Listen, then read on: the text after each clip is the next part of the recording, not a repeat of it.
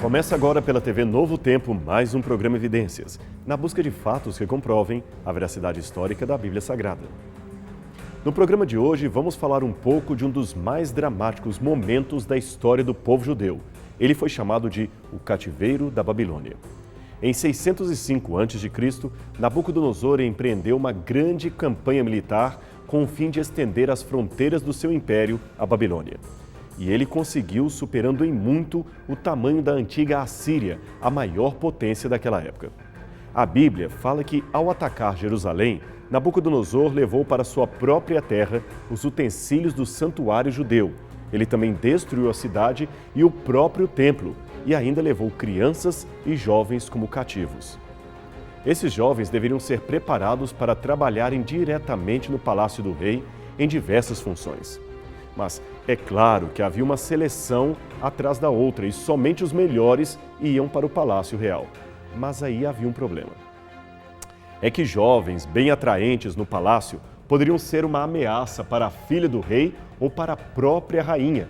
Ela poderia se encantar com alguns daqueles jovens escravos. Isto fora o fato de que, por serem de sangue real, esses jovens podiam intentar um retorno ao seu país de origem para atuarem novamente como monarcas. O que fazer então nesse caso? A resposta vai surpreender você. O rei mandava castrar esses jovens de modo que não pudessem mais procriar nem servir intimamente a qualquer mulher do reino. Eles se tornavam eunucos. Esse relevo assírio mostra dois jovens cativos que se tornaram eunucos do rei da Assíria. Neste outro, o rei é atendido por dois eunucos. Note que, ao contrário do rei da divindade alada, esses eunucos não têm barbas, mas apenas um rosto infantil, revelando a falta de hormônios masculinos resultante da mutilação. E os babilônios também foram proverbiais em imitar a arte e o comportamento dos antigos assírios, pelo que isto certamente era praticado na sua época. Era realmente algo muito cruel, e os escritos na parte embaixo do painel revelam isto. Foi neste contexto que o livro de Daniel foi escrito. Em outras palavras, o próprio Daniel era um desses cativos que nunca mais veria a face dos seus irmãos, de seus parentes. Ele também pode ter passado por essa dolorosa experiência de castração. Note que ele e seus companheiros não constituem família, são cuidados pelo chefe dos eunucos e separados para viverem na corte do rei. Isto não significa, é claro, que tenham se tornado homossexuais. Não. A castração provoca certas debilidades hormonais, mas não tem relação alguma com a homossexualidade. Agora, é bom dizer que esta possibilidade de Daniel e seus companheiros terem sido castrados é apenas uma hipótese. Não podemos afirmar isto para longe de qualquer questionamento. Agora, voltando a falar do episódio do cativeiro babilônico, esta foi uma experiência tão séria, tão dramática na história do povo hebreu, que se você perguntar a vários judeus hoje qual é o episódio mais triste da história do seu povo, eles certamente responderão que foi o Holocausto nazista provocado por Adolf Hitler. Mas se a mesma pergunta fosse feita antes de 1930, a maior parte dos judeus responderia que a experiência mais dolorosa da história do seu povo foi o cativeiro da Babilônia. O primeiro grupo de cativos foi levado ao reino de Nabucodonosor em 605 a.C. Foi aparentemente um grupo pequeno, não mais do que um punhado de reféns. E como dissemos, entre eles estariam provavelmente Daniel e seus companheiros. A segunda deportação, que se seguiu à captura de Jerusalém, ocorreu em 597 a.C. Essa foi muito maior. De acordo com o que encontramos em 2 Reis, capítulo 24, verso 14, sabemos que todos os príncipes, todos os homens valentes, todos os artífices e ferreiros, ao todo 10.000, ninguém ficou, senão o povo pobre da terra. Entre os prisioneiros encontrava-se desta vez o próprio rei Joaquim e os seus oficiais também, e possivelmente o profeta Ezequiel, que sempre data suas profecias a partir do cativeiro de Joaquim. Assim que começaram as escavações da Babilônia em 1899, os operários contratados encontraram aqui, nas proximidades da porta de Ishtar, uma série de documentos pertencentes ao rei Nabucodonosor.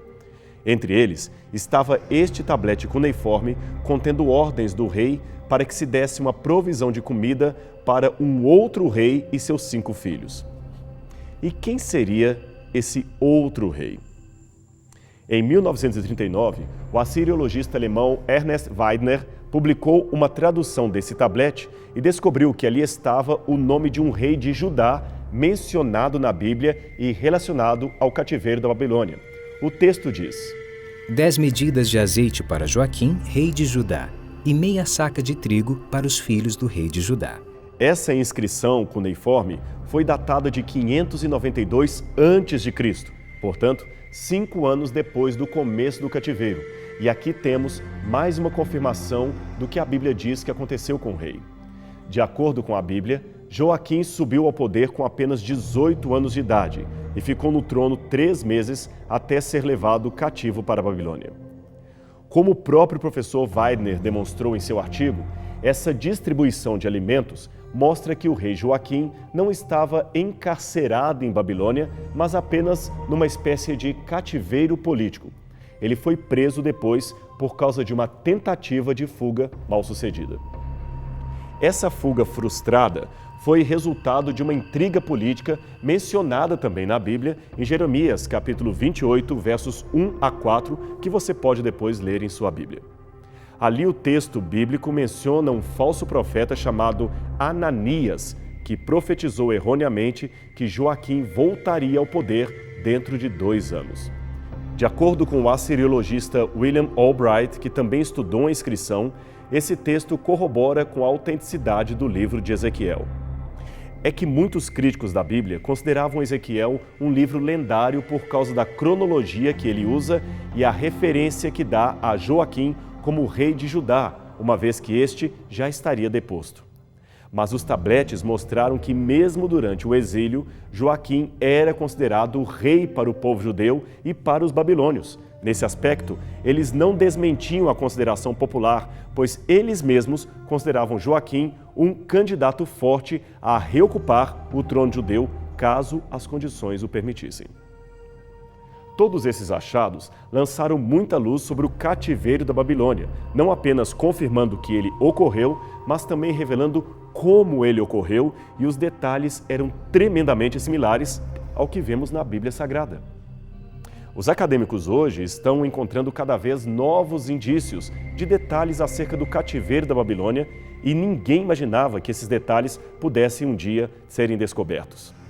Aliás, alguns tabletes fechados a 7 chaves no Iraque durante o regime de Saddam Hussein só agora vieram a público e eles estão sendo examinados.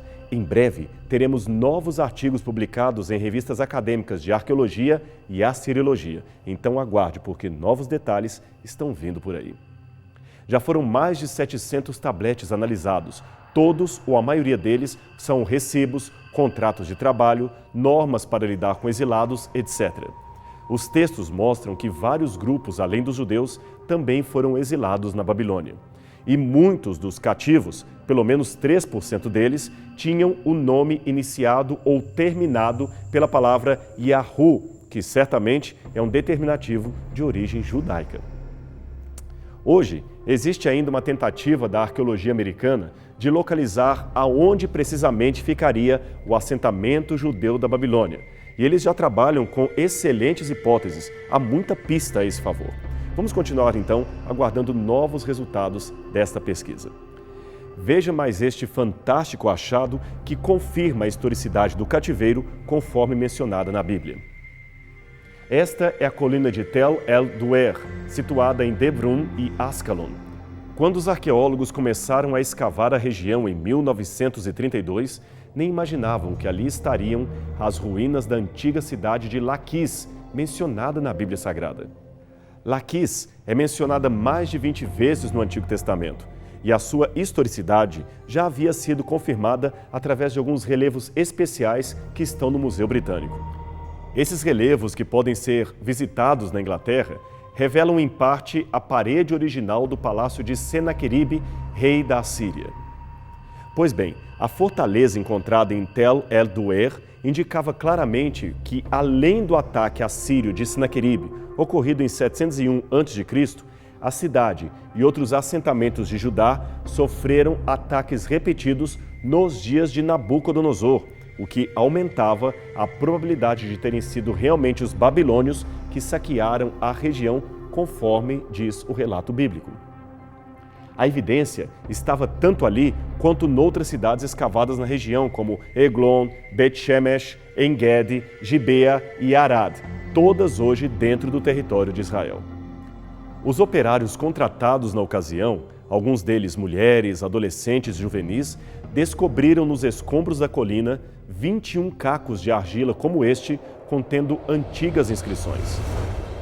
Esses cacos eram, na verdade, correspondência de guerra escrita durante o ataque de Nabucodonosor. O fato deles estarem escritos em cacos de argila, tecnicamente chamados de óstraca no plural ou ostracon no singular, se deve ao fato de que naquele tempo não havia os tipos e a abundância de papel que temos hoje. Então uma pedra, um pedaço de madeira ou um tablete de cerâmica, enfim, um caco de argila já serviriam de bom material de escrita. Esses cacos de cerâmica em particular contam um pouco de como foi a situação crítica daqueles que estavam na iminência de seguirem para o cativeiro depois da invasão de 588 a.C. Pelo que extraímos dos textos e das escavações locais, pode-se dizer que o exército inimigo alcançou a cidade de Jerusalém e a cercou em pouco tempo, isto é, foi um ataque muito rápido, praticamente sem resistência por parte dos judeus. Mas havia a esperança de receber ajuda, o que, infelizmente, não se concretizou. Finalmente, em 19 de julho de 586 a.C., Jerusalém cedeu. Zedequias, que era o rei na ocasião, fugiu na direção de Amon, que fica no Egito, mas também não adiantou. Ele foi preso e levado diante de Nabucodonosor, que estava acampado em Rebla, na Síria. Ali ele pôde testemunhar a horrível execução dos seus filhos. Depois foi cegado, acorrentado e levado para a Babilônia, onde veio a falecer. Em agosto daquele mesmo ano, o comandante da guarda de Nabucodonosor entrou em Jerusalém, incendiou tudo, derrubou o templo, as muralhas e levou as pessoas de maior destaque, as quais executou em Rebla, isto também diante do rei Nabucodonosor. Enquanto isto, outro grupo de judeus era deportado para a Babilônia. Calcula-se que cerca de 4.600 homens da classe dirigente judaica também foram para o exílio. Somadas as mulheres e as crianças, o número de cativos poderia chegar a quase 20.000 pessoas. A população restante, camponesa, foi deixada no país, pois, afinal de contas, eles não tinham condição de marchar para o reino de Nabucodonosor e ficaram ali, em condições tremendamente precárias. Todos esses dados resgatados pela arqueologia estão de acordo com o que encontramos, por exemplo, em Jeremias, capítulo 52, versos 27 a 30, que documenta as 3 deportações. A de 597 a.C. sob Joaquim, a de 586 a.C. sob Zedequias e, finalmente, a última, de 582, talvez em represália ao assassinato de Godolias. Isso porque, de fato, na Judéia, os babilônios colocaram Godolias como governador, mas ele acabou assassinado pelo nacionalista Ismael em outubro daquele mesmo ano.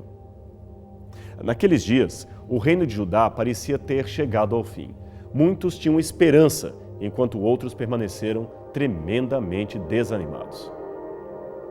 A história do povo e sua literatura vai continuar durante o exílio que durou aproximadamente 70 anos. Agora, deixe-me fazer uma observação sobre esta deportação numericamente modesta. É que, enquanto os assírios deportavam grandes contingentes de população, os babilônios deportavam apenas a classe dirigente. Tanto assírios quanto babilônios obtinham, com esta estratégia, mão de obra especializada e quebravam a resistência moral e política dos vencidos. Foi assim, como dissemos no início desse programa de hoje, que Daniel e seus companheiros foram parar na corte do rei Nabucodonosor. Agora, enquanto os assírios buscavam uma uniformidade assíria, digamos assim, mantendo um rigoroso controle político-militar em suas províncias, os babilônios deixavam as terras conquistadas nas mãos de populações locais, sem chance de se rebelar porque estavam politicamente desorganizadas. Ao mesmo tempo, eles permitiam às elites, aquelas que foram deportadas, a manutenção de sua identidade, conforme o caso que vimos em várias rações diárias que eram dadas como comida para o rei Joaquim e seus filhos. Você se lembra do tablete cuneiforme que nós mostramos? Pode ser que isto explique o destino bem diferente dos israelitas, o Reino do Norte, que nunca mais voltaram para sua terra depois que foram deportados pelos assírios. Já em relação aos judeus, isto é, os moradores de Judá, estes foram de certa forma poupados e terminaram voltando para reconstruir o seu país, agora na época dos persas. Estes são os filhos da província que subiram do cativeiro dentre os exilados que Nabucodonosor, rei da Babilônia, tinha levado para lá, e que voltaram para Jerusalém e para Judá, cada um para sua casa. Esdras 2, verso 1. Somente os judeus e alguns cidadãos de Neirab, que fica ao norte da Síria, conseguiram voltar para casa com o fim do cativeiro da Babilônia. É por isso que a nação que antes possuía 12 tribos de Israel, hoje é conhecida apenas por uma delas, a tribo de Judá, e todos eles, indistintamente, agora se identificam como judeus e nada mais. O interessante é que mesmo os judeus que preferiram ficar vivendo no cativeiro, afinal muitos já tinham negócios na Babilônia ou até haviam nascido lá durante o cativeiro, continuaram reforçando as bases de sua própria cultura judaica. Ora, foi na Babilônia que se formou uma grande parte do Talmud, o mais importante tratado religioso dos judeus. O Talmud só perde mesmo para as escrituras sagradas, e foi no lugar do seu antigo cativeiro que eles sistematizaram parte dessa teologia. E isto é muito interessante. Os tabletes cuneiformes encontrados nas escavações do Iraque também permitiram até encontrar arquivos comerciais de uns comerciantes judeus da família Marashu.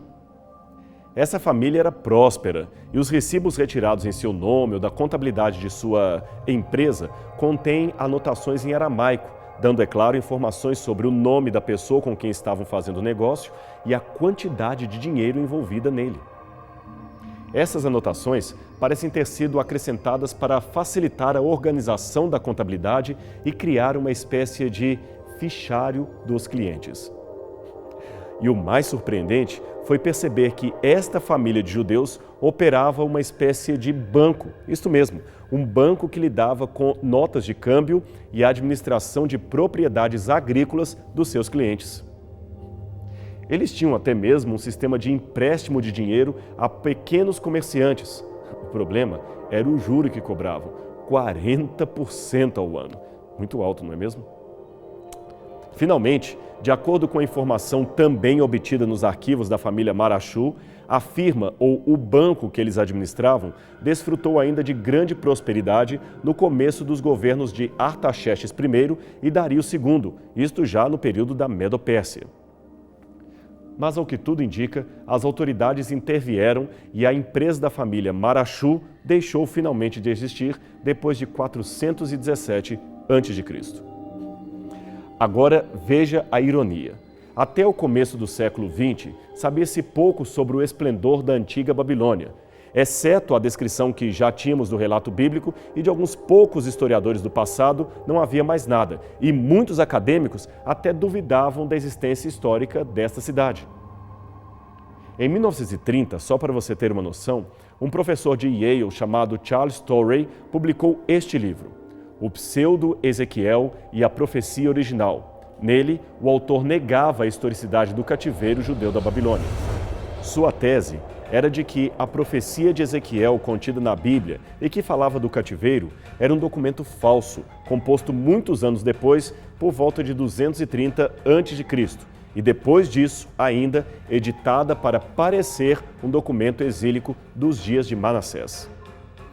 Hoje, o livro desse autor mostrou-se completamente fora de lugar, mesmo sendo uma obra publicada sob a erudição de um acadêmico de Yale. Porém, mais uma vez, era a Bíblia que tinha razão. E então, Você gostou de mais essa evidência arqueológica em favor da Bíblia Sagrada? Você percebeu como a pá dos arqueólogos pode desenterrar detalhes que até ajudam a aumentar a nossa compreensão do texto bíblico e de seu contexto social? Então, se você quer continuar aprendendo sobre estes e outros assuntos relacionados à Bíblia Sagrada, não perca os nossos encontros semanais aqui na TV Novo Tempo, o seu canal da esperança. Até o próximo programa, Evidências.